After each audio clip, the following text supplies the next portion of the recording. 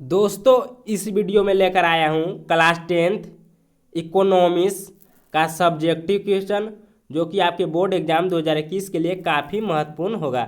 अगर आप भी इस बार मैट्रिक परीक्षा 2021 का एग्जाम देने वाले हैं तो इस वीडियो को शुरू से अंत तक जरूर देखें। अगर चैनल पर नए हैं तो चैनल को सब्सक्राइब करके बेल आइकन को प्रेस कर दीजिए, ताकि कोई भी लेटेस्ट वीडियो अपलोड करे उसका नोटिफिकेशन आपको सही समय से प्राप्त हो सके। तो चलिए आज का पहला प्रश्न देखते हैं। देखिए, आज का पहला प्रश्न है, कहता है आर्थिक नियोजन क्या है, यानी आर्थिक नियोजन जो है क्या है। तो इसका उत्तर है, आर्थिक नियोजन का अर्थ एक समयबद्ध कार्यक्रम के अंतर्गत पूर्व निर्धारित सामाजिक एवं आर्थिक उद्देश्यों को प्राप्ति के लिए अर्थव्यवस्थाओं में उपलब्ध संसाधनों का नियोजित समन्वय का उपयोग करना है।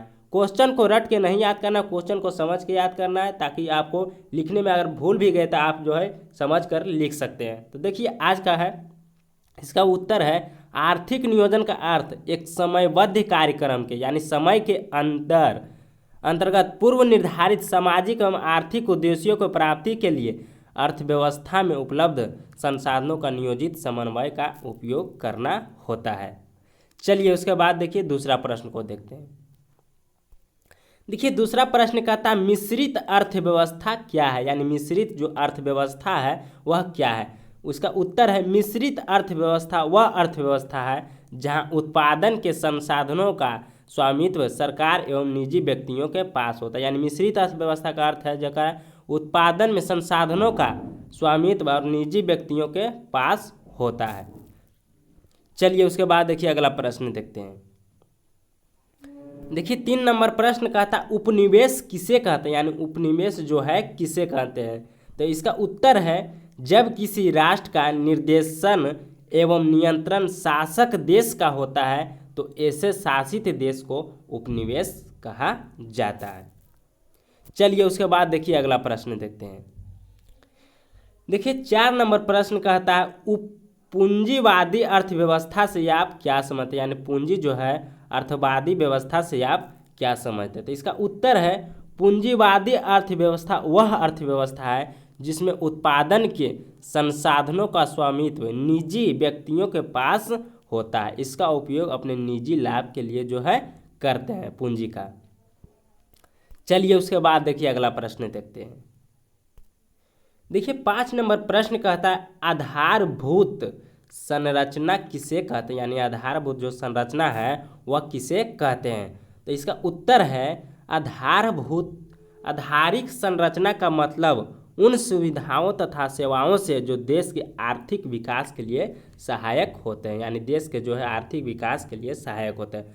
वह सभी तत्व कौन कौन है, तो जैसे परिवहन, बिजली, संचार, बैंकिंग, स्कूल इत्यादि।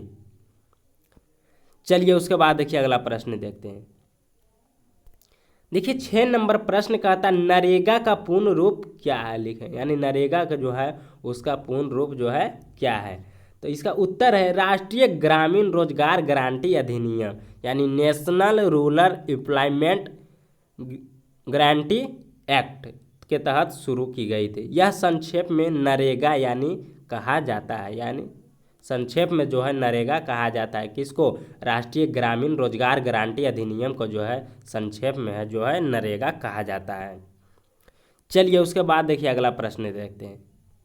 देखिए 7 नंबर प्रश्न करता है अर्थव्यवस्था किसे कहते हैं, उनके 2 कार्य कौन कौन से, यानी अर्थव्यवस्था जो है किसे कहा जाता है और उनका 2 जो है प्रमुख कारण कौन कौन होते हैं।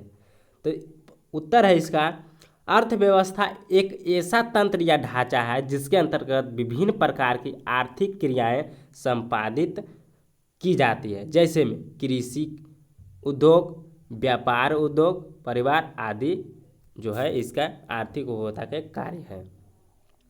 चलिए उसके बाद देखिए अगला प्रश्न देखते हैं। देखिए 8 नंबर प्रश्न कहता है गरीबी को जन्म देती है कैसे, यानी गरीबी जो है गरीबी को जन्म देती है कैसे। तो इसका उत्तर है गरीबी इसलिए गरीब है कि इन में गरीबी के कारण उनकी आय कम होती है, यानी गरीब व्यक्ति में जो है आय हमेशा कम हो जाती है, क्योंकि उनके पास अशिक्षा और अज्ञानता के कारण बच्चों की पैदाइश अधिक होती है, फलतः उनकी अगली पीढ़ी अधिक हो जाती है। यानी गरीब इसलिए गरीब होता है कि उनकी गरीबी के कारण उनकी आय कम होती है, उनका रोजगार जो है सही से नहीं हो पाता है, और बच्चों की अज्ञानता के कारण पैदाइश जो है अधिक होती है, और फलतः उनकी अगली पीढ़ी अधिक गरीब हो जाती है। गरीबी का कुचक्र अनवरत चलता रहता है। इसका अर्थ है कि गरीबी ही गरीब को जन्म देती है। चलिए उसके बाद देखिए अगला प्रश्न देखते हैं। देखिए अगला प्रश्न 9 नंबर प्रश्न कहता है जीडीपी का विस्तारित रूप लिखे, यानी जीडीपी का जो है फुल फॉर्म क्या होता है। तो जीडीपी का मतलब होता है ग्रॉस डोमेस्टिक प्रोडक्ट होता है। चलिए उसके बाद देखिए अगला प्रश्न देखते हैं। देखिए 10 नंबर प्रश्न कहता है जीएनपी को विस्तारित रूप लिखे, यानी जीएनपी का जो है विस्तारित रूप लिखे। तो जीएनपी का मतलब होता है ग्रॉस नेशनल प्रोडक्ट होता है। चलिए उसके बाद देखिए 11 नंबर प्रश्न देखते हैं। देखिए 11 नंबर प्रश्न कहता है एनएसएसओ का विस्तारित रूप लिखे, यानी एसएस का जो है विस्तारित रूप क्या होता है। तो इसका विस्तारित रूप होता है नेशनल सैंपल सर्वे ऑर्गेनाइजेशन, यानी राष्ट्रीय सैंपल सर्वे संगठन जो है इसका हिंदी होता है। चलिए उसके बाद देखिए अगला प्रश्न देखते हैं।